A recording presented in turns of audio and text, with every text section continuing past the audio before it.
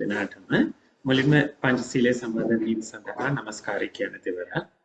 නමෝ තස්ස භගවතෝ අරහතෝ සම්මා සම්බුද්දස්ස නමෝ තස්ස භගවතෝ අරහතෝ සම්මා සම්බුද්දස්ස නමෝ තස්ස භගවතෝ අරහතෝ සම්මා සම්බුද්දස්ස බුද්ධං සරණං ගච්ඡාමි බුද්ධං සරණං ගච්ඡාමි ධම්මං සරණං ගච්ඡාමි ධම්මං සරණං ගච්ඡාමි සංඝං සරණං ගච්ඡාමි සංඝං සරණං ගච්ඡාමි ဒ ුතියම්පි බුද්ධං සරණං ගච්ඡාමි ဒ ුතියම්පි බුද්ධං සරණං ගච්ඡාමි ဒ ුතියම්පි ධම්මං සරණං ගච්ඡාමි ဒ ුතියම්පි ධම්මං සරණං ගච්ඡාමි ဒ ුතියම්පි සංඝං සරණං ගච්ඡාමි ဒ ුතියම්පි සංඝං සරණං ගච්ඡාමි තතියම්පි බුද්ධං සරණං ගච්ඡාමි တတိယံ පි බුද්ධං සරණං ගච්ඡාමි තතියම්පි ධම්මං සරණං ගච්ඡාමි တတိယံ පි ධම්මං සරණං ගච්ඡාමි තතියම්පි සංඝං සරණං ගච්ඡාමි တတိယံ පි සංඝං සරණං ගච්ඡාමි සරණාගමනං සම්පූර්ණං පාණාතිපාතා වේරමණී සික්ඛාපදං සමාදියාමි පාණාතිපාතා වේරමණී සික්ඛාපදං සමාදියාමි අදින්නාදානා වේරමණී සික්ඛාපදං සමාදියාමි අදින්නාදානා වේරමණී සික්ඛාපදං සමාදියාමි කාමේසු මිච්ඡාචාරා වේරමණී සික්ඛාපදං සමාදියාමි කාමේසු මිච්ඡාචාරා වේරමණී සික්ඛාපදං සමාදියාමි මුසාවාදා වේරමණී සික්ඛාපදං සමාදියාමි මුසාවාදා වේරමණී සික්ඛාපදං සමාදියාමි සුරාමේරය මච්චපමා දට්ඨානා වේරමණී සික්ඛාපදං සමාදියාමි සුරාමේරය මච්චපමා දත්තානා වේරමණී සික්ඛාපදං සමාදියාමි තිසරණේන සද්දින් පංචශීලං ධම්මං සාදුකං සුරක්ඛිතං කତ୍වා අපමාදේන සම්පාදේත. හොඳයි, අපි පළමු කොට මේ ගිලන්පස බුද්ධ පූජාව අපි තැන්පත් කරන්න යෙදුන ලෝතර සම්මා සම්බුදු බුදු පියාණන් වහන්සේ ඉදිරියේ මල් පහන් හඳුන්කුරුවේ හැම දෙයක්ම ඉතින් අපි මේ සූදානම් වන්නේ සීලෝම දේවල් ලෝතර සම්මා සම්බුදු බුදු පියාණන් වහන්සේට පූජා කර බුද්ධ වන්දනා සිද්ධ කිරීමටයි ධර්ම දේශනාවට පෙර ආතුව. ඉතින් මේ ගිලන්පස බුද්ධ පූජාව අපි මේ විදිහට ලෝතර සම්මා සම්බුදු බුදු පියාණන් වහන්සේට පූජා කරන ප්‍රධාන කොටම ලෝතර සම්මා සම්බුදු බුදු පියාණන් වහන්සේ මේ සියලු ලෝක සියලු සත්‍යයන්ට දුකින් නිදහස් වීමට මාර්ගයක් දේශනා කොට වදාළ මේ සියලුම දෙනාට මේ මාර්ගය කියලා එලිපෙලි කරලා පෙන්වලා දීලා තියෙනවා. මේ දුකින් නිදහස් වීමට මාර්ගයක් තියෙනවා. මේ මාර්ගයේ ගිහිල්ලා මේ දුකින් නිදහස් වෙන්න පුළුවන් කියන කාරණාව ලෝතර සම්මා සම්බුදු බුදු පියාණන් වහන්සේ. ඉතින් අපි අන්නේ කෘතඥතාවයක් වශයෙන් තමයි ප්‍රදාන කොට මේ විදිහේ බුදු පූජාවක් බුදු වන්දනාවක් සිද්ධ කරන්නේ. ඉතින් ඒත් එක්කම ලෝතර බුදු පියාණන් වහන්සේගේ ගුණ තමන් දන්න ආකාරයට තමන්ට හැකි ආකාරයට හිතේ දරා ගනිමින් මෙනෙහි කරමින් මාත් සමගම මේ ගාථා සජ්ජායනා කරමින් අපි බුදු වන්දනාව සිද්ධ කරමු. සාදු සාදු සාදු නමෝ තස්ස භගවතු අරහතු සම්මා සම්බුද්දස්ස නමෝ තස්ස භගවතු අරහතු සම්මා සම්බුද්දස්ස නමෝ තස්ස භගවතු අරහතු සම්මා සම්බුද්දස්ස ඉතිපිසෝ භගවා අරහං සම්මා සම්බුද්ධෝ විජ්ජාචරණ සම්පන්නෝ සුගතෝ ලෝකවිදු අනුත්තරෝ පුරිස ධම්මසාරති සත්තා දේව මනුස්සානං Buddho bhagavati Buddhang jivita pariyantang saranang gacchami Sakkato bhagavata dhammo sanditthiko kaliko ehi passiko opanayiko Chattang vedi tabbo vinyo hiti Dhammang jivita pariyantang saranang gacchami Supatipanno bhagavato savaka sangho Ujupatipanno bhagavato savaka sangho Nyaya patipanno bhagavato savaka sangho Samici patipanno bhagavato savaka sangho Yadidan chattari purisa yugani atta purisa punggala Esa bhagavato savaka sangho Ahuneyo pahuneyo Dakkineyo anjali karaniyo Anuttarang punyaketang lokasati Sangang jivita pariyantang saranang gacchami Sadhu sadhu sadhu Matsamba megata sajjana karamu Vandami cetiyang sabbang sabbetani supatittitam Saririka dhatu mahabodhing buddharupang sakalang sada Yassa mule nisinnova sabbari vijayang aka Patto sabbang yutang satta vandetang bodhipadapam Ime ete mahabodhi lokanatena pujita Aham pite namassami bodhiraja namastute Ganasarapta dittena dipena samadansina Tilokadipang sambuddhang pujayami tamonudam Sugandhikaya vadanang ananta gunagandhina Sugandhina hangandena pujayami tathagatam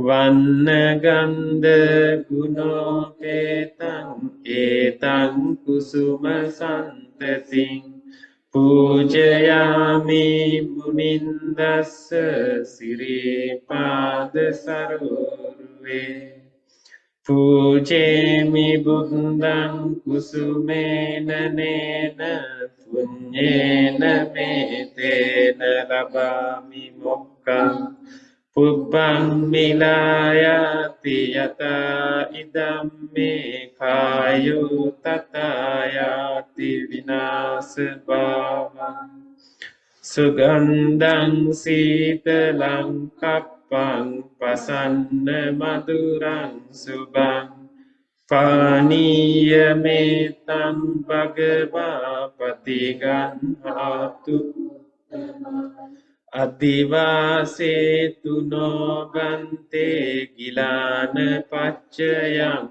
imang anukampang upadaya patiganhatu muttama Adivase no bante sabbang saddaya pujitam anukampang upadaya patiganhatu muttama Kayena vaca cittena pamadena maya katam අච්චයං කමමේ බන්තේ භූරි පඤ්ඤ තථාගත කායේන වාචා චිත්තේන පමාදේන මයා කතං අච්චයං කමමේ ධම්ම සම්දිට්ඨික අකාලික කායේන වාචා චිත්තේන පමාදේන මයා කතං අච්චයං කමමේ සංඝ සුපටිපන්න අනුත්තර ඉමිනා පුඤ්ඤ කම්මේන මාමේ බාල සමාගමෝ සතං සමාගමෝ හෝතු යාව නිබ්බානපත්තියා ඉදම්මේ පුඤ්ඤං ආසවක්ඛයා වහං හෝතු සබ්බ දුක්ඛා පමුඤ්චතු සාදු සාදු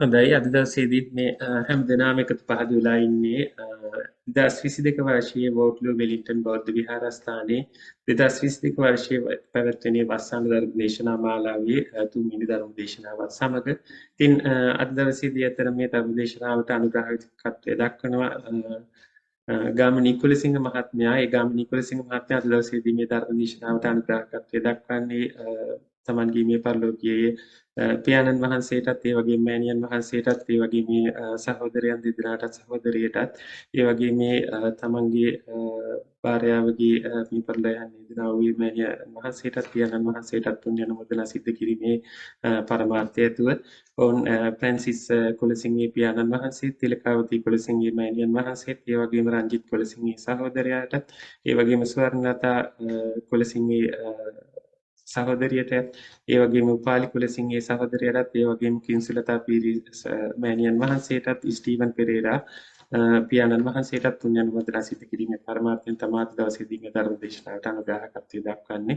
ඉතින් අපි ධර්ම දේශනාව අවසානයේ ඒ හැම දිනකටම පුණ්‍ය අනුමෝදනා සිද්ධ කරමු. අද දවසේදී මේ ධර්ම දේශනාවට අපි ඉතාමත් ගෞරවයෙන් ආරාධනා කරලා තියෙනවා. අපේ විහාරස්ථානයේට හැමදාමත්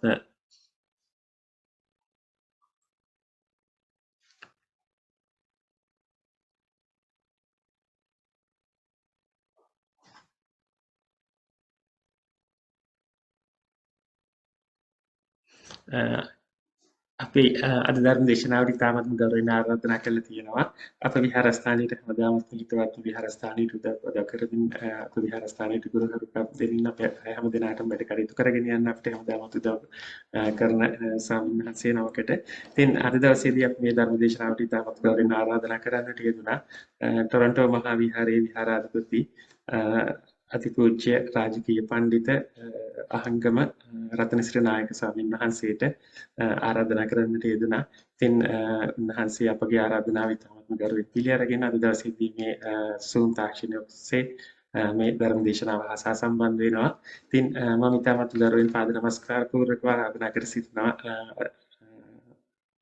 අහංගම රතනසිරි නායක ස්වාමීන් වහන්සේට ධර්ම දේශනාව ආරම්භ කරන ලෙස. තෙරුවන් සරණයි හැමදෙනාට.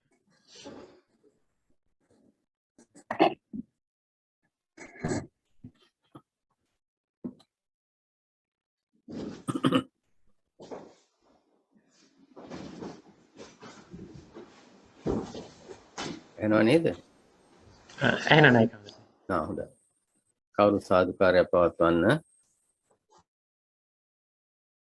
සමන්ත චක්කවාලේසු අත්‍රා ගච්ඡන්තු දේවතා සද්ධම්මං මුනි රාජස් සුනන්තු සග්ග මොක්ඛදං ධම්ම ශ්‍රවණ කාලෝ අයං බදන්තා ධම්ම ශ්‍රවණ කාලෝ අයං බදන්තා ධම්ම ශ්‍රවණ කාලෝ අයං බදන්තා නමෝ තස්ස භගවතු අරහතෝ සම්මා සම්බුද්දස්ස නමෝ තස්ස භගවතු අරහතු සම්මා සම්බුද්දස්ස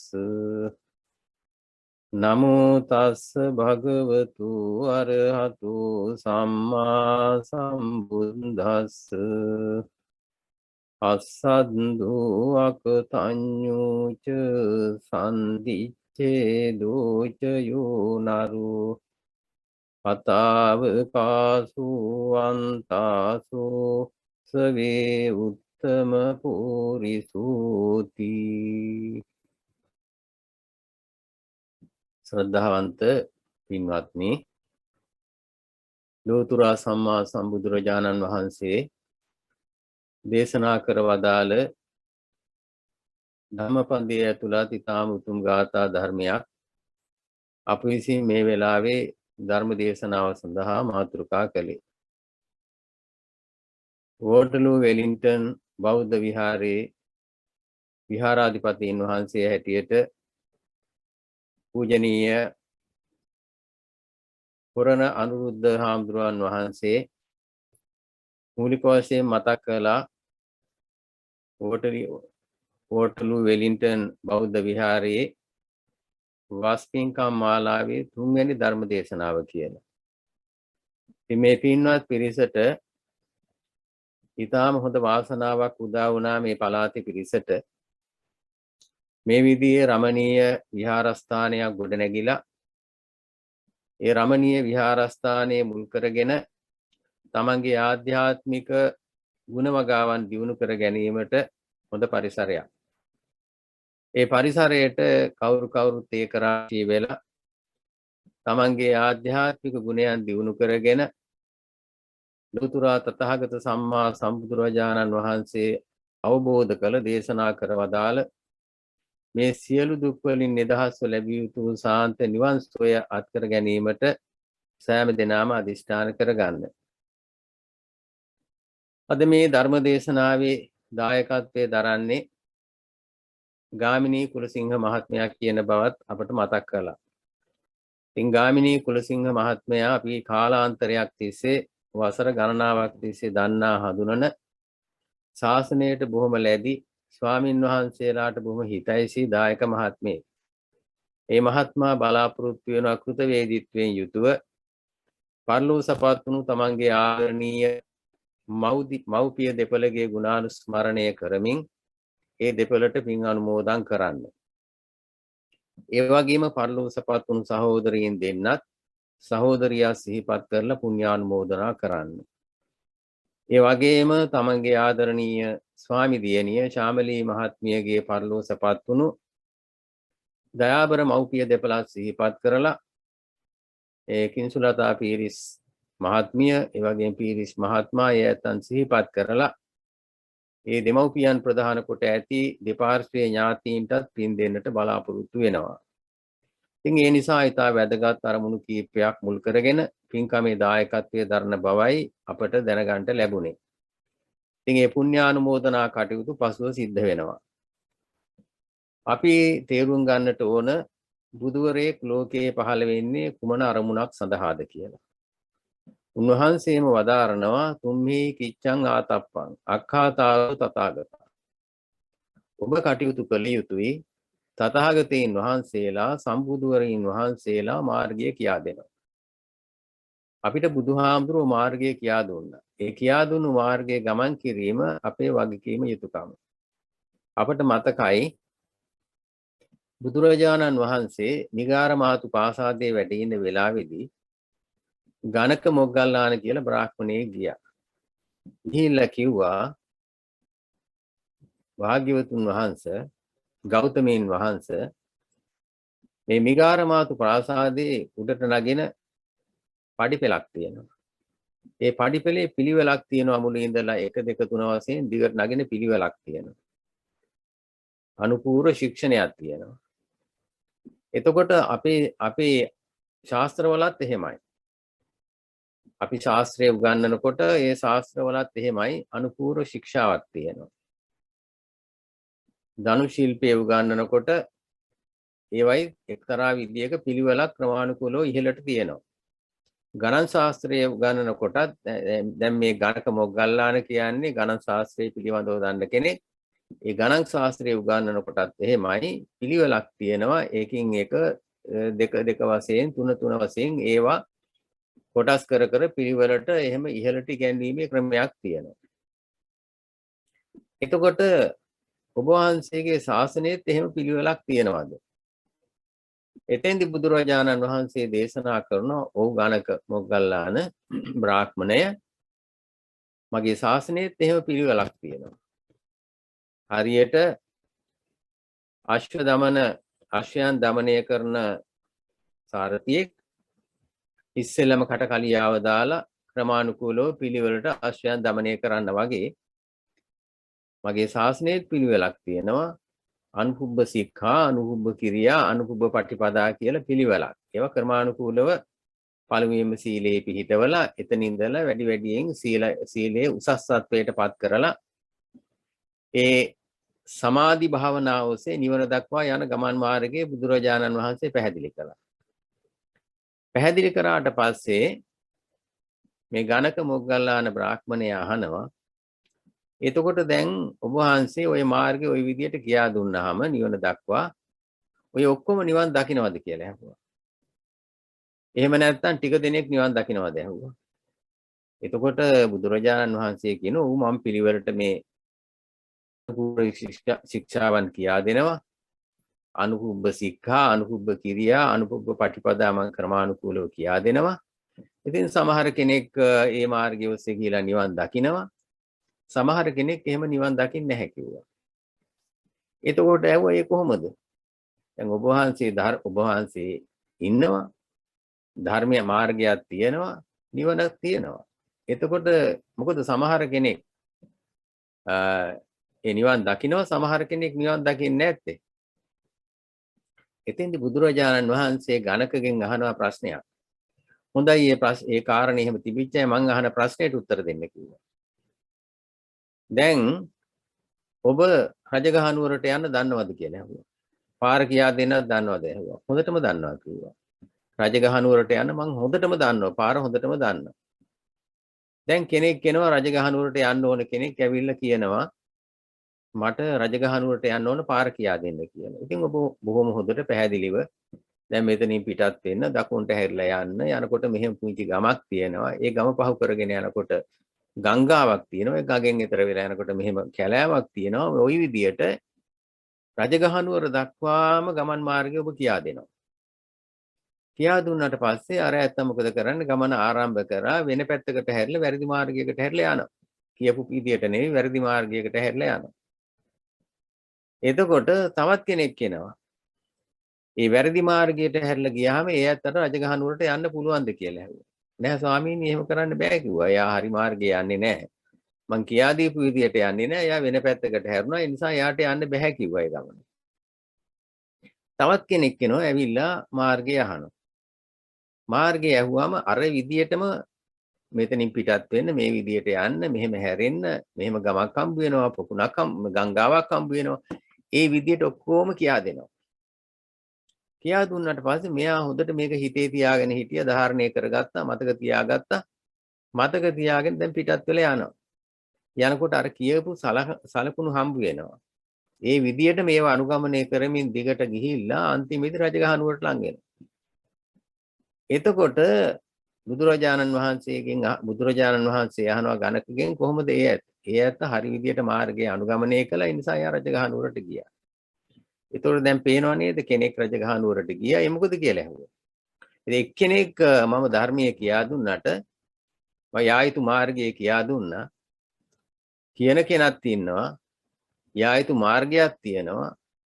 යා යුතු තැනක් තියෙනවා. ඒ ඔක්කොම තියෙද්දි ආ වැරද්ද ගත්තා. එයා හරි විදියට ගියේ නෑ. ඒ නිසා එතෙන්ට යන්න බැරි වුණා. ආන්නේ වගේ තමයි මගේ ශාසනය. මාර්ගය කියා දෙන ශාස්ත්‍රුන් වහන්සේ ඉන්නවා. යන මාර්ගයක් තියෙනවා, නිවනක් තියෙනවා. කෙනෙක් ඒ දෙන උපදේශය අනුව යන්නේ නැත්නම් ඒ අතර නිවනට යන්න බෑ කිව්වා. අන්න ඒකයි පින්වත්නි අපි කලින් මතක් කළේ බුදුරජාණන් වහන්සේ කරන්නේ අපට මාර්ගය කියා දෙනවා.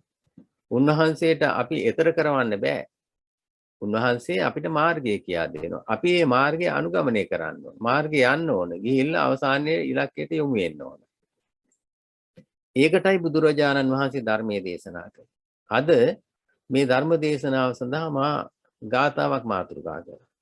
ඒ ගාථාවත් ටිකක් අමුතු විදිහේ ගාථා ධර්මයක්. එහෙම දේශනා තියෙනවා. බුදුරජාණන් වහන්සේගේ දේශනා විලාසය විවිධයි. ඒ පුජ්‍යලේන්ට ඒ අයගේ බුද්ධි මට්ටම අනුව යම් යම් ධර්ම දේශනා කරනවා. මේ දේශනා බැලුවාම ටිකක් අමුතු විදිහේ ස්වරූපයක් ඒ ගාථාවේ තියෙන්නේ. ඒකත් මා පස්සේ පැහැදිලි කරනවා. මේ දේශනාව කරන්න මුල් වෙච්ච වටපිටාවත් මතක් කර දීලා ගාථාව විස්තර කරනවා. වෙලාවේ හැටියට. එතකොට බුදුරජාණන් වහන්සේ සවැත් නුවර වැඩ ඉන්න වෙලාවේදී භික්ෂුන් වහන්සේලා පිරිසක් බොහෝම ඈත ඉඳලා මහන්සි වෙලා බුදුහාමුදුරුවෝ දකින්ට වඩිනවා. මේ භික්ෂුන් වහන්සේලා දුර බැහැර ගමන් ගෙවාගෙන මග ගෙවාගෙන මහන්සියල ඇවිල්ලා එකවරටම බුදුරජාණන් වහන්සේ දකින්න යන්න බෑ වෙහෙසත් වැඩි ටිකක් විහාරයේ පැත්තක ඉඳගෙන විවේක අරගෙන ඊළඟට බුදුරජාණන් වහන්සේ දකින්ට ගියා. දැන් බුදුරජාණන් වහන්සේට වැඳලා පැත්තකින් ඉඳගත්තා. ඉතින් උන්වහන්සේගේ සිරිතක් තියෙනවා කවුරු හරි කෙනෙක් ආවහම විශේෂයෙන් භික්ෂුන් වහන්සේලා ওই විදියට දුර බැහැර ඉඳලාම ඒ ඇත්තන්ගේ තොරතුරු අහනවා. කොහොමද ඔබ වහන්සේලාට ප්‍රත්‍ය පහසුව ලැබුණාද? පහසුවෙන් එහි ජීවත් වෙනවද? එතකොට මගතුටේ එනකොට කරදරයක් හිරිහැරයක් නැතුව ඔබ වහන්සේලා වැඩියද? ওই තොරතුරු උන්වහන්සේ ආගිය තොරතුරු කලින් අහනවා. ඒක තමයි පිළිසඳර කතාව කියලා කියන්නේ. දැන් අපි වුණත් අද කාලේ වුණත් ගෙදරකට කවුරු හරි ආවහම ඉතින් ඒ ඇත්තගෙන් ඉස්සෙල්ලා වටපිටාවේ තොරතුරු අහනවා.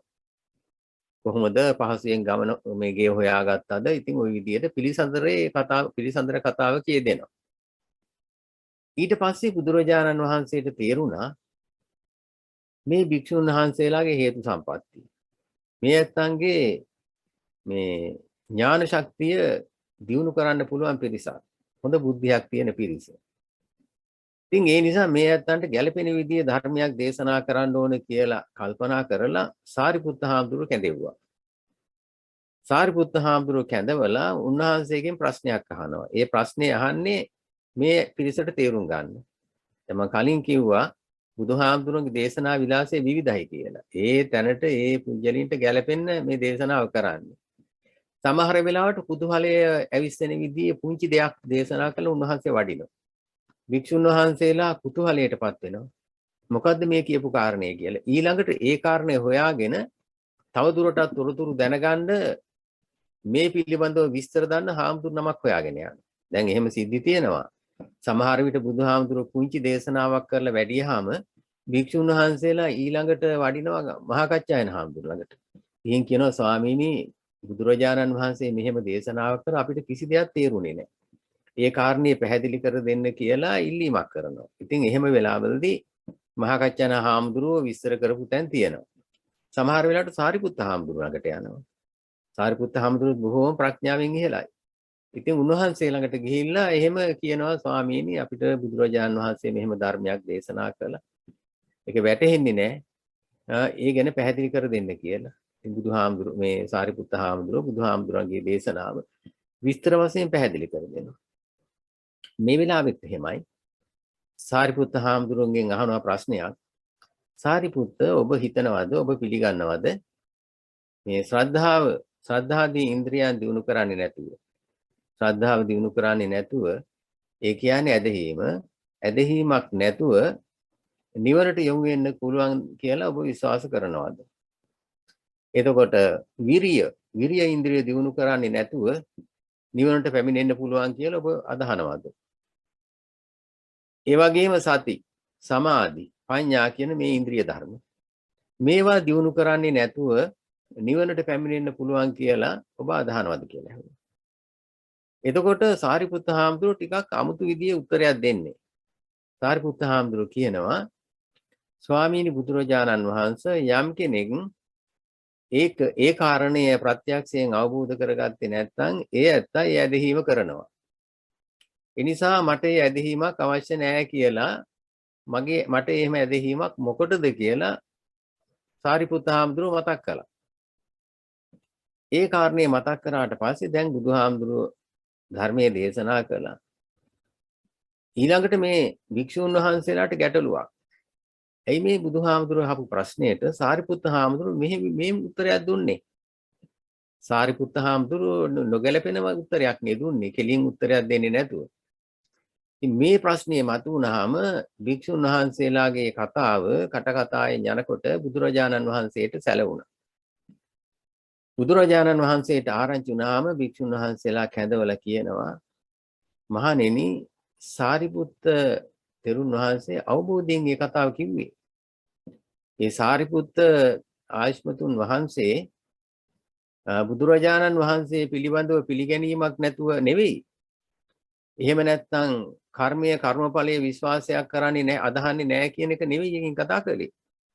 උන්වහන්සේ මේ ශ්‍රද්ධාදී ධර්ම දියුණු කරලා තියෙනවා. ඒ නිසා ප්‍රත්‍යක්ෂයෙන් මේක අවබෝධ කරගෙන තියෙන නිසා උන්වහන්සේට ආපහු අදහන්න දෙයක් නැහැ.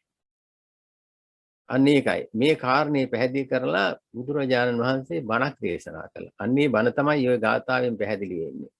මං කියේ ගාථාව ටිකක් අමුතුයි කියලා මතු පිටින් පේන තේරුමකුත් තියෙනවා. ඇතුළතින් තියෙන අර්ථයකුත් තියෙනවා. අන්න ඒකයි තේරුම් ගන්න ඕනේ. අස්සද්දෝ අකතඤ්ඤූච සම්දිච්ඡේදෝච යෝනරෝ හතාවකාසෝ වන්තාසෝ සවේ උත්තම පෝරිසෝ. සවේ උත්තම පෝරිසෝ කියන්නේ ඔහු තමයි ශ්‍රේෂ්ඨ පුජ්‍යලයා. උත්තම පුරුෂයා. කවුද? ඔන්න වචනෙන් වචනේ කියනවා. අස්සද්දෝ. දැන් ඔයත් දන්නවා සද්දෝ කියලා කියන්නේ මොකද්ද කියලා. සද්ධා කියන්නේ ශ්‍රද්ධාව. සද්දෝ කියන්නේ ශ්‍රද්ධාව ඇති කියන එක. අසද්දෝ කියන්නේ ශ්‍රද්ධාව නැති. අකතඤ්ඤෝ. දැන් කතඤ්ඤෝ කියන වචනේ තේරුම දන්නවනේ. කතඤ්ඤෝ කියන්නේ කළගුණ දාන්න. අකතඤ්ඤෝ කියලා කියන්නේ අකෘතඥ, කළගුණ නොදන්න. සම්දිච්ඡේද කියලා කියන්නේ මං පහරන. ඊළඟට හතාවකාශ කියන්නේ දැන් අවකාශ කියන්නේ ඉඩකඩ. අවකාශය කියලා කියන්නේ ඉඩකඩ. හත කියන්නේ විනාශ කරා. ඉන්න ඉඩකඩ නැති කරගත්තා. වන්තාස කියලා කියන්නේ වන්ත කියන්නේ වමාරලා දාන. ආස කියන්නේ අනුභව කරනවා කියන්නේ. එතකොට වමාරලා අනුභව කරන කියන එකයි තේරුම. දැන් බලන්න මේ මතු පිටින් තියෙන තේරුම. හැබැයි ඇතුළතින් ওই තේරුම නෙවෙයි තියෙන්නේ. වචනේ මේක ප්‍රහේලිකාවක්. දැන් සමහර ධර්මදේශනා තියෙනවා. ධම්මපදයේ තවත් ගාථා තියෙනවා. ඒ ධර්මදේශනාව ප්‍රහේලිකාවක්. අහන් ඉන්න එක්කෙනාට ප්‍රහේලිකාවක්. ඒ ප්‍රහේලිකාව ඔස්සේ යනකොට ගැඹුරින් ඒ ධර්ම කාරණේ තේරුම් ගන්නවා. එහෙම අවස්ථා තියෙනවා.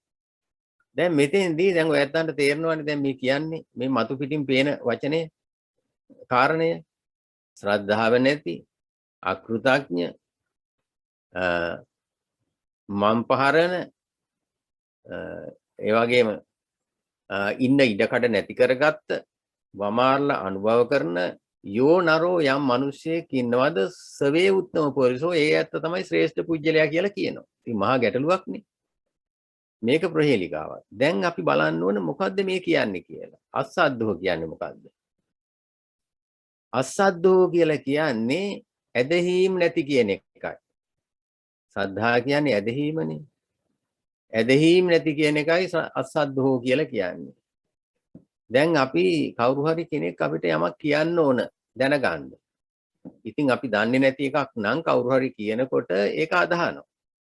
අපි හිතමු දැන් ওই පන්සලට එනකොට පාරේ මහා ගහක් වැටිලා තියෙනවා.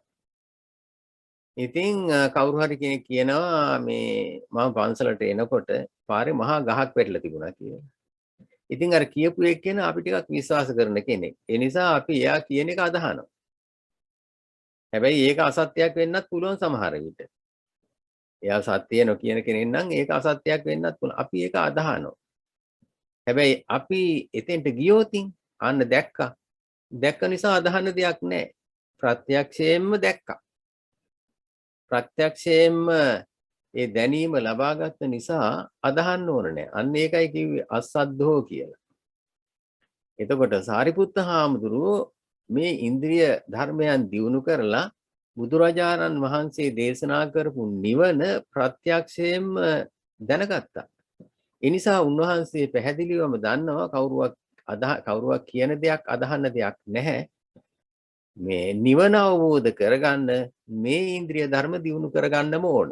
මොනවද ඉන්ද්‍රිය ධර්ම? සද්ධා, විරිය, සති, සමාධි, ප්‍රඥා. දැන් මේවා අපි දන්නේ නැත්තම් අපිට කවුරු හරි කියා දෙන්න ඕනනේ. එතකොට අපි නොදන්න අපිට කියා දෙන්න පහළ වෙච්ච උත්මයා තමයි බුදුහාමුදුරුවෝ. ඒ නිසා බුදුවරයෙක් ලෝකේ පහළ වෙන්නේ අපිට මේ නිවන් මඟ පහදලා දෙන්න. උන්වහන්සේ නිවන් මඟ පහදලා දුන්නා. ඒ නිවනට හේතු වන ඉන්ද්‍රිය ධර්ම පහක් තමයි මේ සද්ධා, විරිය, සති, සමාධි, ප්‍රඥා. ශ්‍රද්ධාව ඕන. ශ්‍රද්ධාව නැතුව ශ්‍රද්ධාව තමයි මේ නිවන් මඟට බැහැ ගන්න තැන. ශ්‍රද්ධාවෙන් බැහැ ගන්න. අපිට මොකද්ද මේ ශ්‍රද්ධාව කියලා කියන්නේ? සද්දෝ හෝති සද්ධාති තථාගතස්ස බෝධි. ශ්‍රද්ධාව කියලා කියන්නේ ශ්‍රද්ධාවන්තයා වෙන්නේ තථාගතයන් වහන්සේගේ බුද්ධ ඥානය අදහනවා. අපි බුදුහාමුදුරුවන්ගේ බුද්ධ ඥානය අදහනවා. අපි අදහන්නේ නැත්නම් ඒ ගමන් මාර්ගේ යන්න බෑනේ. අපි ඉස්සෙල්ලා කරන්න ඕන අදහන එක. දැන් පරතෝච ගෝසෝ යෝනිසෝච මනසිකාරෝ කියලා දෙකක් තියෙනෝනේ. අපිට මේ ධර්මය ලැබෙන්න ධර්මයේ ප්‍රතිඵල ගන්න ක්‍රම දෙකක් තියෙනවා. එකක් තමයි පරතෝච ഘോഷය, ඒකම යෝනිසෝ මනසිකාරය. මාර්ගඵල ලබන්න අවශ්‍යම කරන දෙකක්. පරතෝච ഘോഷය ලැබෙන්නේ අපිට බුදුහාමුදුරුවන්ගෙන්. අනුන්ගෙන් යම් දෙයක් අනුන්ගෙන් දැනීම ලැබෙන්න ඕනේ. අනුන්ගෙන් දැනීම ලැබුණාට මදි ඒක නුවණින් මෙනෙහි කරන්න ඕනේ. නිකම්ම කවුරු හරි කෙනෙක් ගුරුවරයෙක් යමක් කිව්වා. ඒ කියපු දේ නුවණින් මෙනෙහි කරන්නේ නැත්නම් අතුලතින් අවබෝධ කරගන්න බෑ. ඒ නිසා අපිට බුදුරජාණන් වහන්සේ පිළිබඳව දැනගන්න ඕන ශ්‍රද්ධාව ඇති වෙන්න. ඒ ශ්‍රද්ධාව ඇති වෙන්නේ ධර්මයේ තුලින්. ඒකට අපි ශ්‍රද්ධාව ඇති කරගන්න, ශ්‍රද්ධා ඉන්ද්‍රිය ඇති කරගන්න බුදුහාමුදුරුවන්ගේ ගුණ හරියට තේරුම් ගන්න ඕන. බුදුහාමුදුර අරහං ගුණය, අරහං කියන වචනේ කියනකොට මේ අරහං කියලා කියන්නේ මෙන්න මේ ලක්ෂණ වලින් යුක්ත නිසා කියලා ඒ බුදුහාමුදුරුව හඳුන ගන්න ඕන. සම්මා සම්බුද්ධෝ කියලා කියන්නේ මෙන්න මේ කාරණේ නිසා. විද්‍යාචරණ සම්පන්න, සුගත, ලෝකවිදු, අනුත්තර පුරිස ධම්ම සාරති, සත්තා දේව මනුස්සානං බුද්ධෝ භගවා කියන මේ වචන කියනකොට ඒ වචනේ ඇතුළට බැහැලා ඒ ඇතුළතින් කියවන හැම තේරුමක්ම හොඳ හැටි හිතට වැටෙන්න ඕනේ. අන්න එතකොට තමයි බුදුහාඳුරුව හඳුනගන්නේ. ඒ බුදුහාඳුරුව හඳුනගත්තාම උන්වහන්සේ පිළිබඳව පැහැදීමක් ඇති වෙනවා. ඒක තමයි ශ්‍රද්ධාව. එතකොට උන්වහන්සේගේ මේ බුද්ධ ඥානය ගැන විශ්වාසයක් ඇති වෙනවා. ඒක අන්ධ විශ්වාසයක් නෙවෙයි. කවුරුවක් කිව්වට කියන පිළිගන්න එකක් නෙවෙයි. ඒ විශ්වාසයක් ඇති වෙනවා උන්වහන්සේ පිළිබඳව. ඒ විශ්වාසය දියුණු වෙනකොට ඒක තමයි ඉන්ද්‍රිය කියලා කියන්නේ. ශ්‍රද්ධාව ඉන්ද්‍රියක් වෙනවා. ශ්‍රද්ධාවේ තියෙනවානේ ප්‍රභේද. සාමාන්‍යයෙන් කෙනෙකුට යම් පැහැදීමක් ඇති වෙනවා. ඒ පැහැදීම ඊතරම් බලවත් නැහැ. ඒ පැහැදීම වෙනස් වෙන්න පුළුවන්. ඒකට කියන්නේ මේ අමූලිකා සද්ධා කියලා. දැන් මූල කියලා කියනවනේ මුලට. අමූලික කියන්නේ මුලක් නැති කියන එකයි. මුලක් නැත්නම් මොකද වෙන්නේ ගහට? ගහ හෙල වෙනවා එහාට මෙහාට. සමහරට පිරලා වැටෙනවා. සමහරුන්ගේ ශ්‍රද්ධාව එහෙමයි. එක වෙලාවකට යම්කිසි හේතුවක් නිසා පැහැදීමක් ඇති වුණා. ඒක මුල් හිටපු ශ්‍රද්ධාවක් නෙවෙයි. ඊට වඩා ඉහළට ගිහපු ශ්‍රද්ධාව තමයි ආකාරවතී ශ්‍රද්ධා කියන්නේ. ඒක ඉහළට ගිහපු ශ්‍රද්ධාවක්. දැන් පිනක් දහමක් කරන්න ශ්‍රද්ධාවක් තියෙන්න ඕන. නමුත් මේ ශ්‍රද්ධාව සමහර විට බලවත් නැහැ. සමහර විට පිනක් කරනවා. ඒ පිනක් කරන එක්කෙනා හිතනවා මම මේ පින කරා මට හොඳ මනුෂ්‍යාත්ම භාවයක් ලැබේවි. සමහරට මම මේ පින කරා මට දිව්‍යාත්ම භාවයක් ලැබේවි. මට මේ විදිහේ සම්පත් ලැබේවි කියලා මේ සංසාරයේ පිළිබඳව ආසාවෙන් කැමැත්තෙන් ඒ පින්කම කරන කෙනාට ඇති වෙන තියෙන ශ්‍රද්ධාව ඒක දුබල ශ්‍රද්ධාවක්. ප්‍රබල ශ්‍රද්ධාවක් නෙවෙයි. නමුත් මේ සසර බිය තේරුම් අරගෙන බුදුරජාණන් වහන්සේගේ ධර්ම ඥානය බුද්ධ ඥානය පිළිබඳව ලොකු විශ්වාසයකින් සසරින් මිදීමේ මගට යොමු වෙනවා නම් අන්න ඒ ශ්‍රද්ධාව තමයි ඉන්ද්‍රිය කියලා කියන්නේ. සද්ධා ඉන්ද්‍රිය කියලා කියන්නේ. ඉන්ද්‍ර කියලා කියන්නේ අධිපතියට. යම් පිරිසක් අතරේ මූලිකත්වයේ ගන්න කෙනාට කියනවා ඉන්ද්‍ර කියලා, අධිපතිය කියලා. දැන් මෙතන ඉන්ද්‍රිය කියලා කියන්නේ ඔය නාම රූප ධර්මයන්ට මූලිකත්වයේ ගන්න නිසා, ප්‍රධානත්වයේ ගන්න නිසා. ඒකට කියනවා ඉන්ද්‍රිය කියලා. මේ අකුසලයට නැමෙන හිත හොඳ පැත්තට කුසලයට නමන්න පුළුවන් විදිහේ ශක්තියක් ඇති ධර්මතාවයට කියනවා ඉන්ද්‍රිය කියලා. දැන් මේ ශ්‍රද්ධාව බලවත් වුණාම ඒ බලවත් වෙච්ච ශ්‍රද්ධාව ඇති කෙනා අකුසල් කරන්නේ නැහැ. අකුසලයට බර වෙන්නේ නැහැ. අන්න ඒ විදිහට දිනු කරගත්ත චෛසික ධර්මයකට තමයි කියන්නේ ශ්‍රද්ධා ඉන්ද්‍රිය කියලා. ඒ ශ්‍රද්ධා ඉන්ද්‍රිය දිනු කරගත්ත කෙනාට ඇති වෙන තවත් බලවත් ධර්මතාවක් තමයි විරිය කියලා කියන්නේ. විරිය ඉන්ද්‍රිය. විරිය කියලා කියන්නේ එතකොට විරිය ගැන කියනකොට කායික වීරිය කියලා එකක් තියෙනවා. මානසික වීරිය කියලා තියෙනවා. කායික වීරිය කියලා කියන්නේ කයේ තියෙන ශක්තිය. මෙතන විරිය ඉන්ද්‍රිය කියලා කියන්නේ මනසේ ශක්තිය. අර ශ්‍රද්ධාව හරියට පහළ වුණාට පස්සේ ශ්‍රද්ධා ඉන්ද්‍රිය දියුණු වුණාට පස්සේ ඒ ඇත්ත මොකද කරන්නේ? නූපන් අකුසල ධර්ම නූපද වීම පිණිස උත්සාහ කරනවා. උපන් අකුසල ධර්ම මේ දුරු කිරීම සඳහා උත්සාහ කරනවා. උපන් කුසල ධර්මයන් දියුණු කිරීම සඳහා උත්සාහ කරනවා. එතකොට නූපන් කුසල ධර්මයන් ඇති කර ගැනීම සඳහා උත්සාහ කරනවා. ඒ වගේ වීරියක දෙනවා. ඒක තමයි වීරිය ඉන්ද්‍රිය කියලා කියන්නේ.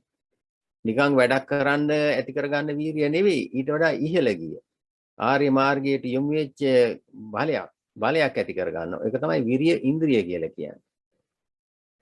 එතකොට මේ වීරිය ඉන්ද්‍රිය දියුණු කරගත්ත එක්කෙනා තමත් දුරට යනවා සතිය දියුණු කරගන්නවා. සතිය කියන්නේ සිහිය. සිහි කල්පනාව. ඒ සිහිය කියන්නේ ඒකත් ඉන්ද්‍රිය ධර්මයක් වෙනවා. ආර්ය මාර්ගයට යොමු වෙනකොට ඒ ඇත්ත සිහියෙන් කල්පනාවෙන් ඉන්නව හැමතිස්සෙම ඒ සිහියෙන් කල්පනාවෙන් ඉඳීම නිසා අකුසල් සිතිවිලි වලට හිතට ඇතුල් වෙන්න ඉඩ දෙන්නේ නැහැ. බොහොම සිහියෙන් කල්පනාවෙන් ඉන්නවා. ඒක තමයි සතිඉන්ද්‍රිය කියලා කියන්නේ. ඒක ඉන්ද්‍රිය ධර්මයක්. එතකොට ඊළඟට සමාධි කියලා කියන්නේ අර සතිඉන්ද්‍රිය දියුණු කරගත්තාම ඇති වෙන මනසේ එකඟකම.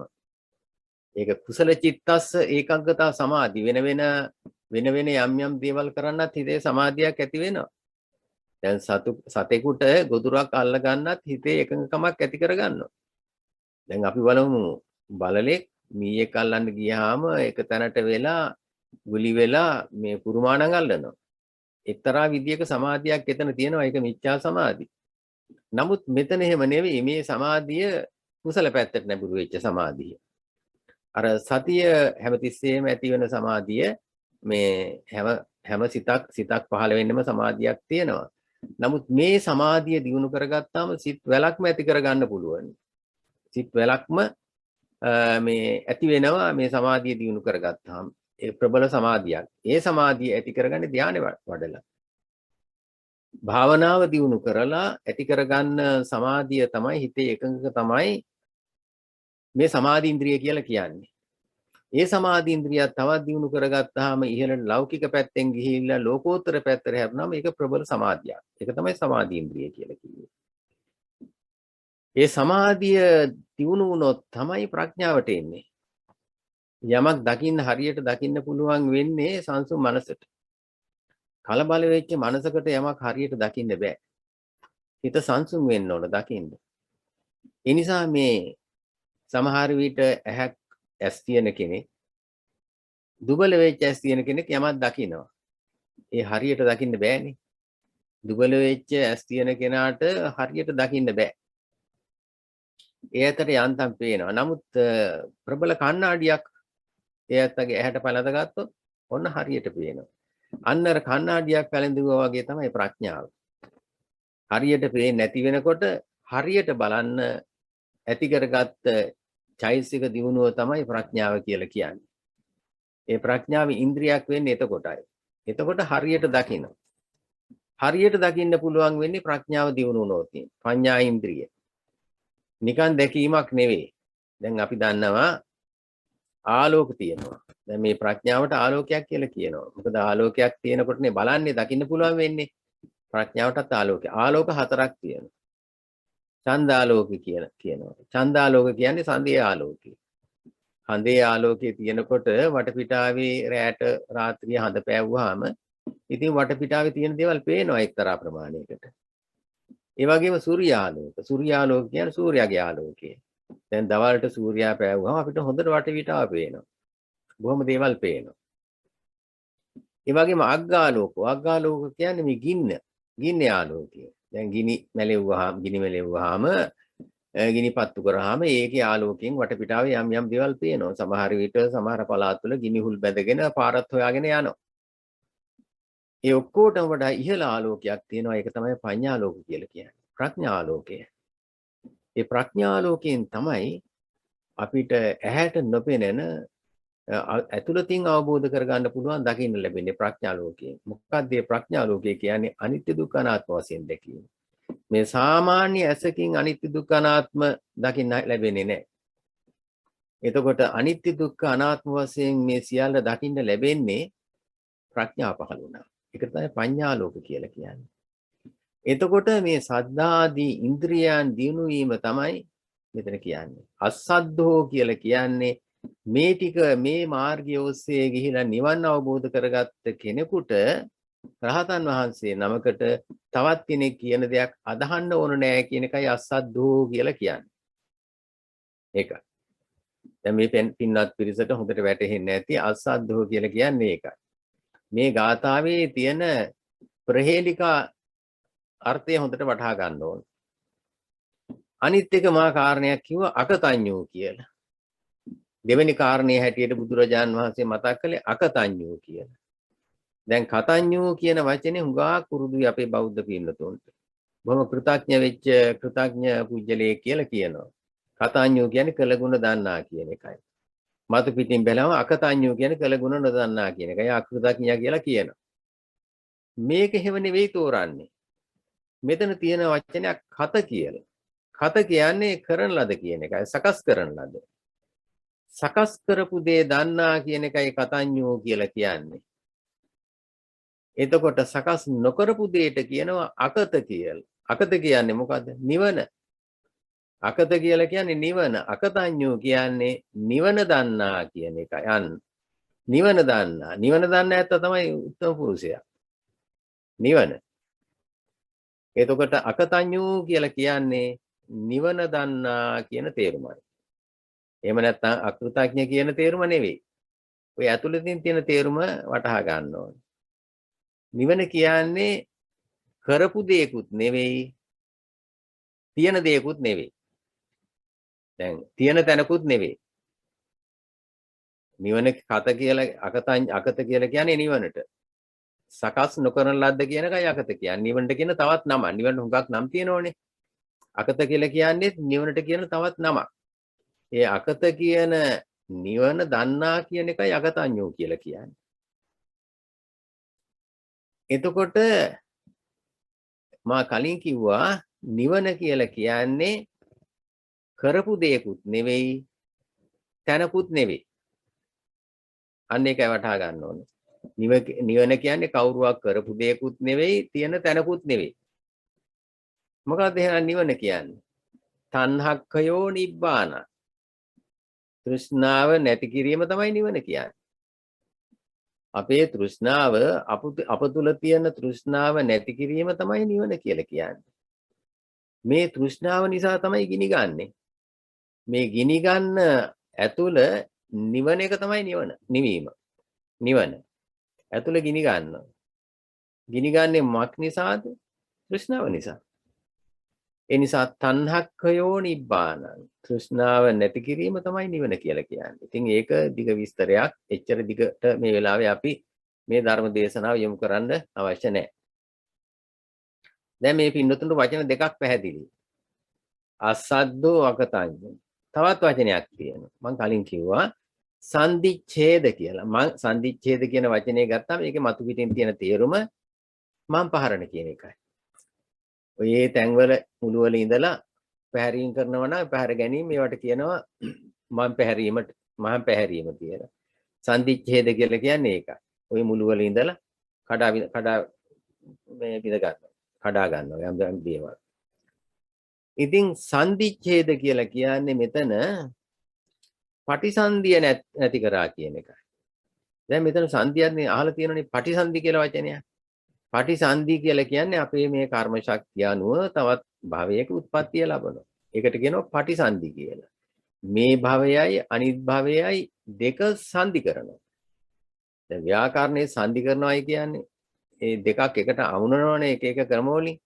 ඒකනේ සංධි කරනවා කියන්නේ. දැන් මේක බොහොම සරල විදියට කිව්වොත් අපි කරන කර්ම ශක්තිය අනුව කොහේ හරි තවත් උත්පත්තිය ලබනවා. මේ කර්ම ශක්තිය අනුව තවත් තැනක උත්පත්තිය ලබනවා. ඒක තමයි ප්‍රතිසන්ධිය කියලා කියන්නේ. නැවත සංධි කරනවා. මේක සංධි කර කර දිගට යන එකක් නෙමෙයි ගමන. මේ භවයේ අවසන් වෙනකොට කොහේ හරි සම්බන්ධ වෙනවා. ඒක තමයි පටිසන්ධි කියලා කියන්නේ. මේ සංධිය සිඳලා දැම්මා. ඒ සංධිය සිඳලා දැම්මේ. ඉස්සරහට ගෙනියන්න කර්ම නැහැ. රහත් වෙනකොට කර්ම ක්ෂය කළා.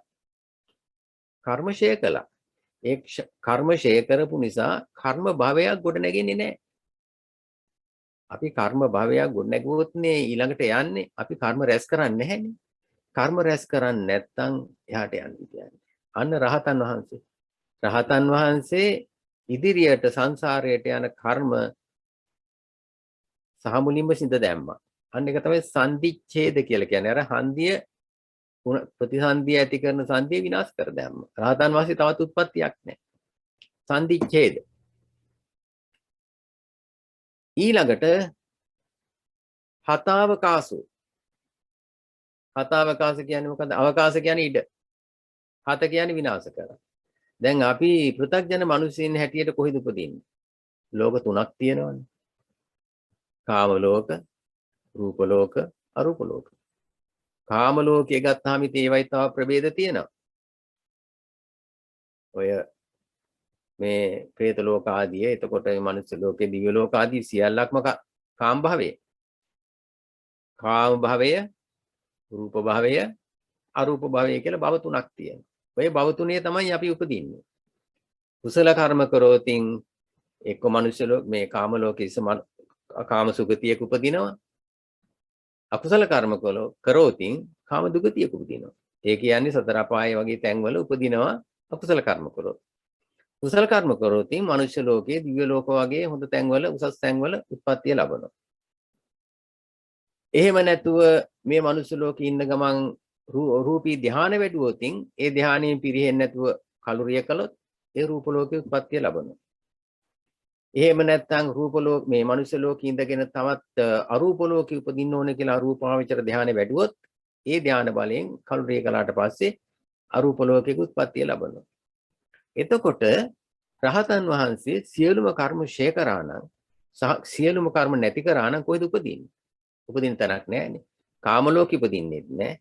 රූප ලෝකෙ උපදින්නෙත් නැහැ. අරූප ලෝකෙ උපදින්නෙත් නැහැ. ඒවට යන්න සුදුසුකම් නැහැ.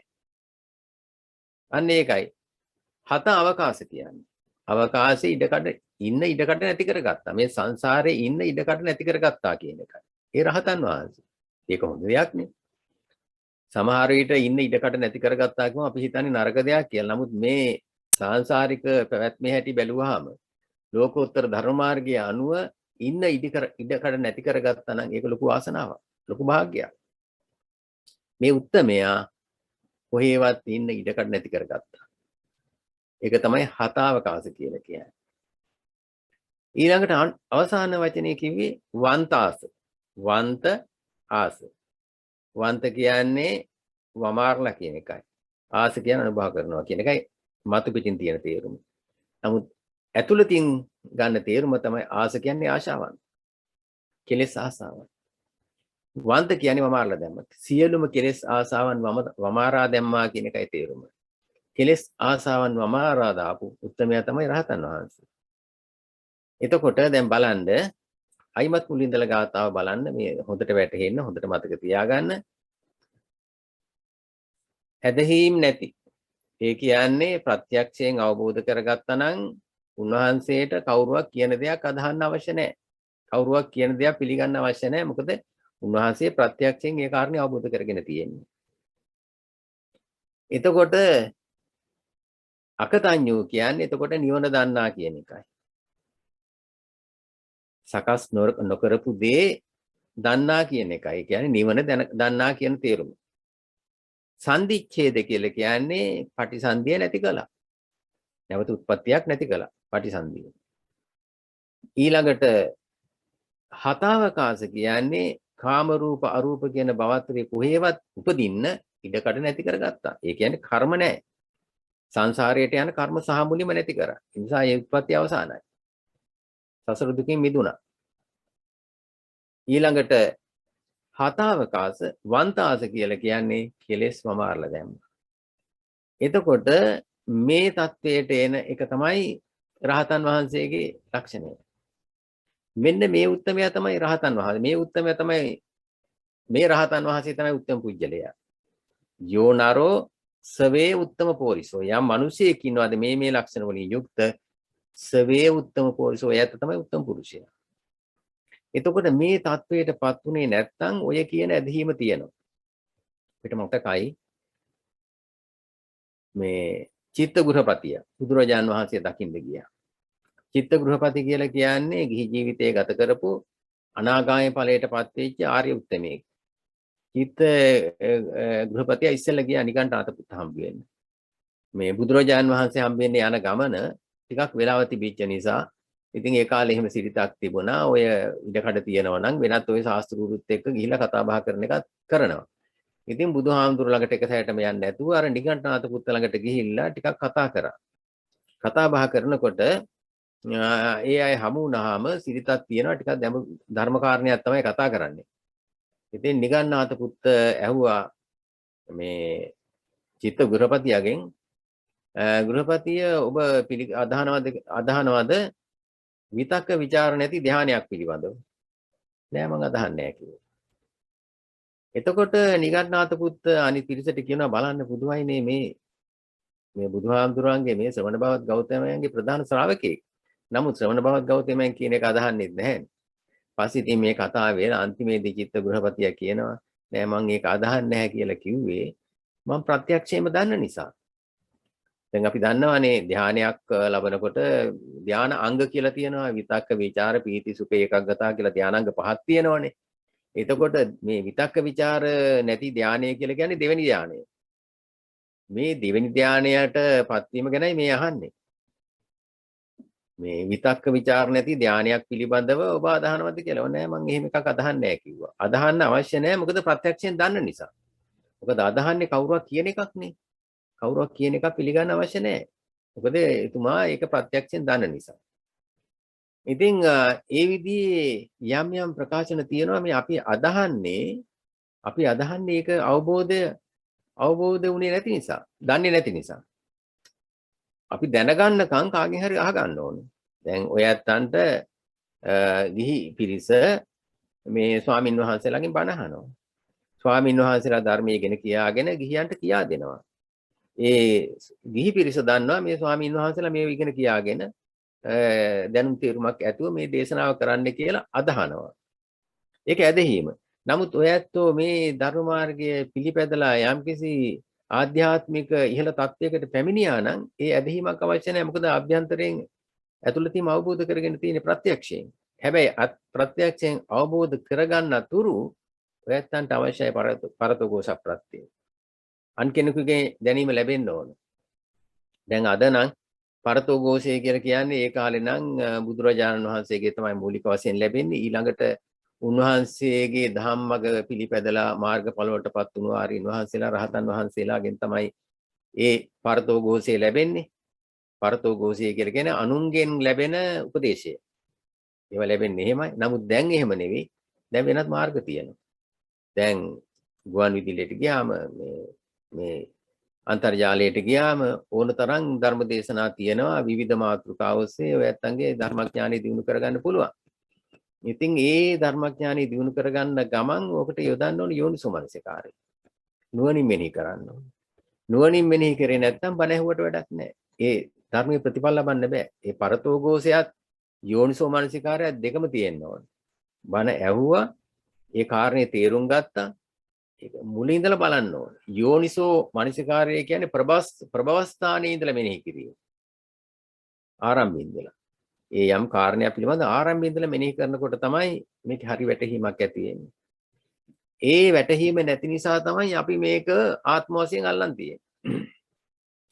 දැන් මේක ආත්මයක් වශයෙන් අපි අල්ලගෙනනේ තියෙන්නේ. ඒ අල්ලන් තියෙන නිසා තමයි ඔක්කොම දුක් ටික තියෙන්නේ. පංච උපාදානස්කන්ධය ආත්මයක් වශයෙන් අල්ලගෙන. මොකක්ද මේ පංච උපාදානස්කන්ධය කියන්නේ? ස්කන්ධ පහක්.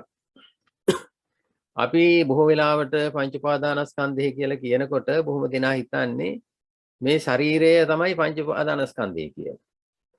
මේ පේන තියෙන ශරීරය හිස කඳ පා හත් මේ ඔක්කොම එකතු කරාම මේකට තමයි පංච උපාදානස්කන්ධය කියලා සමහරු හිතනවා. එහෙම නැත්නම් පංචස්කන්ධය කියලා සමහරු හිතනවා. එහෙම නෙවෙයි. මේ තුල ඇතිවන ක්‍රියාවලිය තමයි පංච උපාදානස්කන්ධය කියන්නේ. දැන් ඇහැ තියෙනවා. ඇහැට රූපයක් වැටෙනවා. එතකොට ඒක රූපය.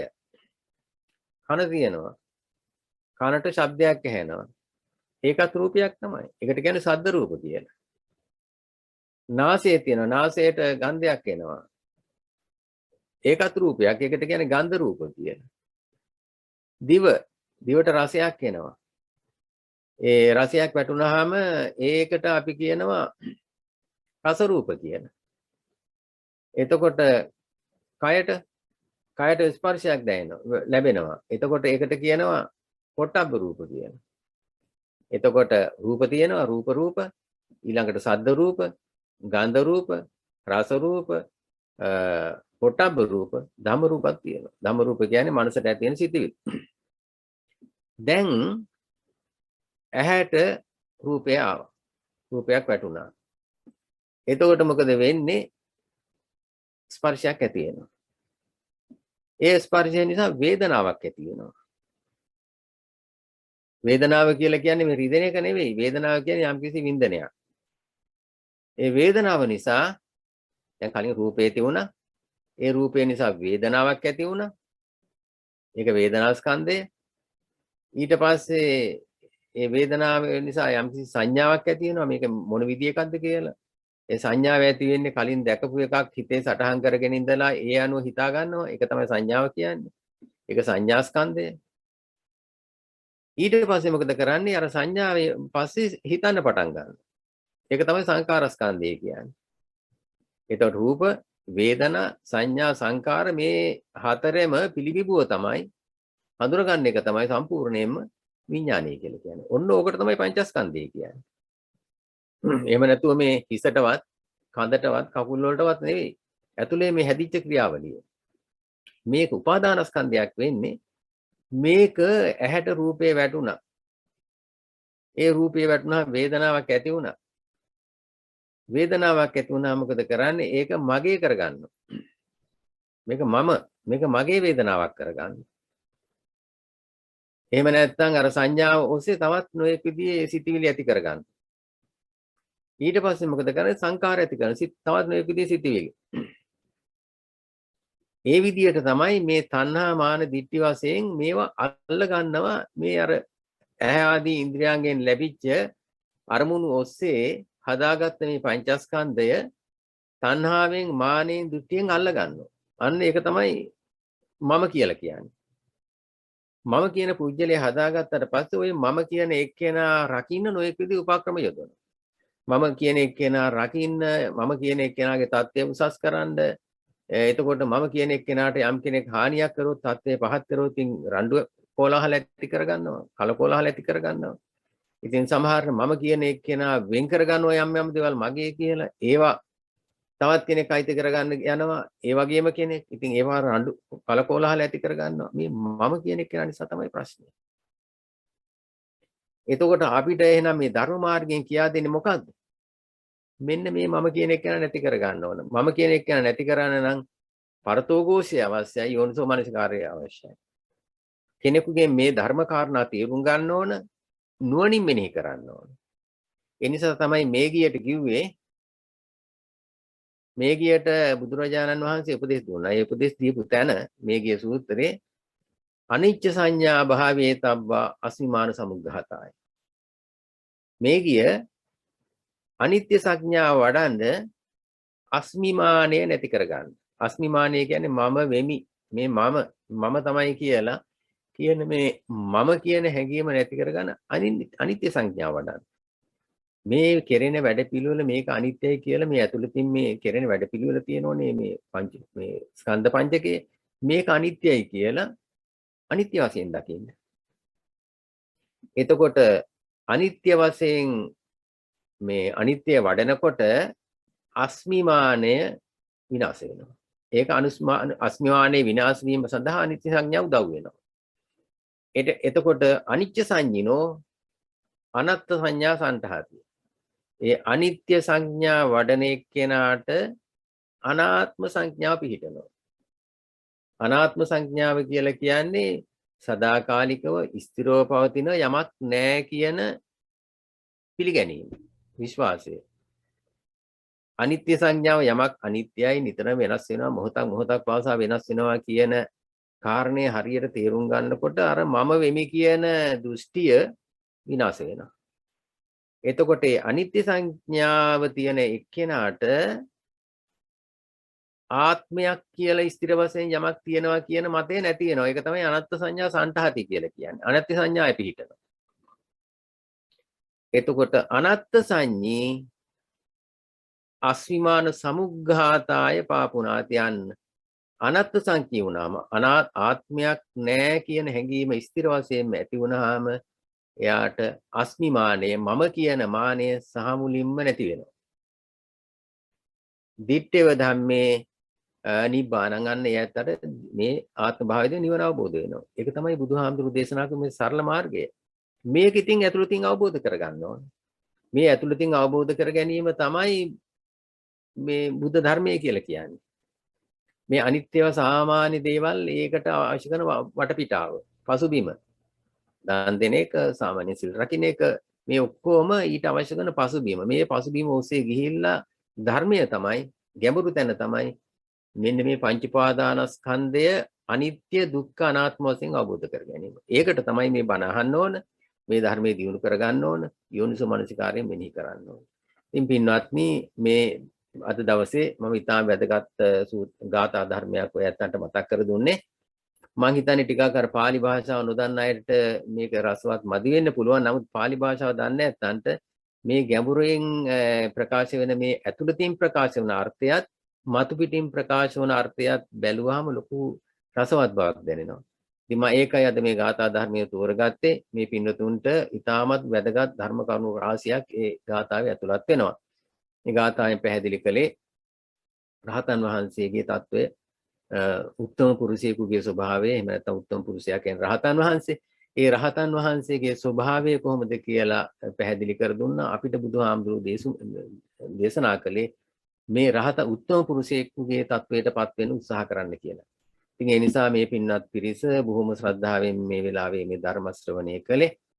ඊටාම වැදගත් අරමුණක් මුල් කරගෙන ගාමිණී කුලසිංහ මහත්මයා, ඒ වගේම තමන්ගේ ආදරණීය බිරිඳ ශාමලී කුලසිංහ මහත්මියත් එක්ක මේ දරුවනුත් සම්බන්ධ කරගෙන හිතෙන් මේ පින්කම සිද්ධ කරන්නේ. පවුලේ ඥාති පිරිසත් එකතු වෙන්නට ඇති.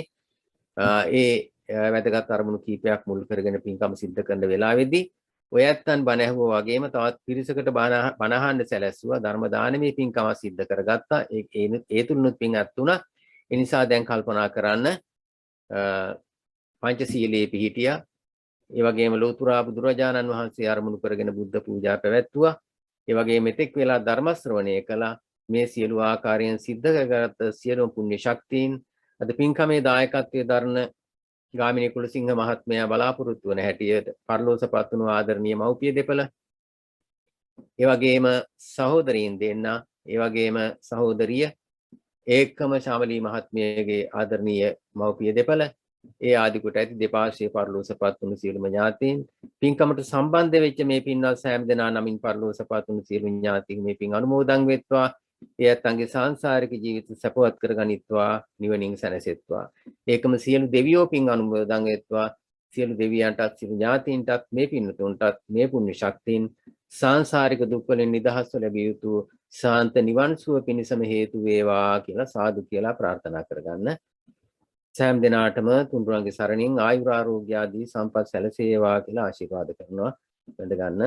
අභිවාදන සීලිස්ස නිච්ඡං වද්ධා පචායිනෝ චත්තාරෝ ධම්මා වඩ්ඩಂತಿ ආයුවන්නෝ සුඛං බලං ආයුරාෝග්‍ය සම්පatti සග්ග සම්පatti මේවච අතෝ නිබ්බාන සම්පatti මිනාතේ සමිජ්ජතු.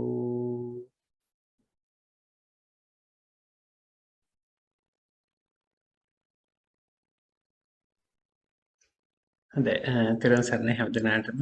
ඒ වගේම අද දවසේදී අපි ගෞරවනීය ආරාධනා පිළිගෙන අද අපි කිරිය අනුකම්පාවෙන් ඉතාමත්ම හරවත් ධර්ම දේශනාවක් පැවැත්වූ ටොරොන්ටෝ මහවිහාරයේ විහාරාධිපති රාජකීය පඬිතු ශාස්ත්‍රවේදී අතිපූජ්‍ය ලංගම රත්නශ්‍රී නායක ස්වාමීන් වහන්සේටත් ඉතාමත් ගෞරවයෙන් අපි පුණ්‍ය නමෝදනා සිද්ධ කරන ශාසනික මෙහෙවරේ දිනීම සඳහා ඒ වගේම භාවනිවන් මාර්ගය පූර්ණ කර ගැනීම සඳහා මේ කුසල සම්බාර ධර්ම හේතු වාසනා වේවා කියලා ප්‍රාර්ථනා කරනවා. හැම දිනාටම තෙරුවන් සරණයි. අපි පුණ්‍ය නමෝදනා සිද්ධ කරමු ඒ හැම දිනාටම අනුපිළිවෙලින්. අද දවසේදී මේ ධර්ම දේශනාවට අනුග්‍රහය දක්වන්න යෙදුනේ නායක හඳුන්වමු. එමත් කලින් මතක් කරා වගේ මේ ගම් නිකුලසිංහ මහත්මයා ඒ තමන්ගේ මේ ගිය පියාණන්ට මෑණියන් වහන්සේට ඒ වගේම ඒ සහෝදර සහෝදරියන්ට පුණ්‍ය අනුමෝදනා සිදු කිරීම සඳහා ඉන්නේ ෆ්‍රැන්සිස් කුලසිංහ පියාණන් වහන්සේටත් තිලකාවතී කුලසිංහ මෑණියන් වහන්සේත් ඒ වගේම රංජිත් කුලසිංහගේ සහෝදරයත් ඒ වගේම පාලි කුලසිංහගේ සහෝදරියත් ඒ වගේම ස්වර්ණලතා කුලසිංහගේ සහෝදරියටත් ඒ වගේම ශාමලි මහත්මියගේ මෑණියන් වහන්සේ කින්සිලතා පීරිසේ මෑණියන් වහන්සේටත් ඒ වගේම ස්ටීවන් පෙරේරායි පියාණන් වහන්සේටත් අපි පුණ්‍ය අනුමෝදනා සිදු කරමු. ඒ වගේම ඔබට අපිට සිතාවේ සීලුම ඉෂ්ඨකාමී දේවතාවුන් වහන්සේලාටත් ඒ වගේම මේ බුද්ධ ශාසනය මේ ලෝකය ආරක්ෂා කරන්න ආවි සියලුම දේවතාවුන් වහන්සේලාටත් අපි අනුපිළිවෙලින් පුණ්‍ය අනුමෝදනා සිදු කරමු. ගාථා සජ්ජායනා කරමු. ආකාසට්ටා ච බුම්මට්ටා දේවා නාග මහිත්‍තිකා පුඤ්ඤන්තං අනුමෝදිත්වා චිරන් රැක්කන්තු ලෝක සාසනං. ආකාසට්ටා ච බුම්මට්ටා දේවා නාග මහිත්‍තිකා පුඤ්ඤන්තං අනුමෝදිත්වා චිරන් රැක්කන්තු දේශනං. ආකාසට්ටා ච බුම්මට්ටා දේවා නාග මහිත්‍තිකා පුඤ්ඤන්තං අනුමෝදිත්වා චිරන් රැක්කන්තු ත්වං සදා. ඉදම්මේ ඥාතිනං හෝතු සුඛිතා හුන්තු ඥාතයෝ. ඉදම්මේ ඥාතිනං හෝතු සුඛිතා හුන්තු ඥාතයෝ. ඉදම්මේ ඥාතිනං හෝතු සුඛිතා හුන්තු ඥාතයෝ. ඒ වගේම අද දවසේදී මේ ධර්ම දේශනාව සඳහා අනුග්‍රහකත්වයේ දැක්වේ ගාමිණී කුලසිංහ මහත්මිය ඇතුළේ පවුලේ හැම දිනාටමත් ඒ වගේම අද දවසේදී මේ ධර්ම දේශනාව හා සම්බන්ධ වෙච්ච හැම දිනාටමත් ඒ වගේම ඔවුන්ගේ පවුල්වල තිබියටත් ඒ වගේම මේ විවිධාකාරයෙන් තව කාර්යක්‍රම සහ සම්බන්ධ වෙච්ච හැම දිනාටමත් මේ රැස්වනාවේ කුසල සම්භාර ධර්ම හේතු කරගෙන යම් කිසි ආකාරයක කර්මඵල කර්ම දෝෂ කර්ම පාදලාවක් අනුබන්ධන වෙන බන්ධන පොඩි කියන කිසියම් දෙයක් තිබෙන මේ සියල්ල දුරින් දුර වේවා කියලා ප්‍රාර්ථනා කරනවා. ඒ වගේම නිරෝගී භාවයටපත් වේවා කියලා ප්‍රාර්ථනා කරනවා.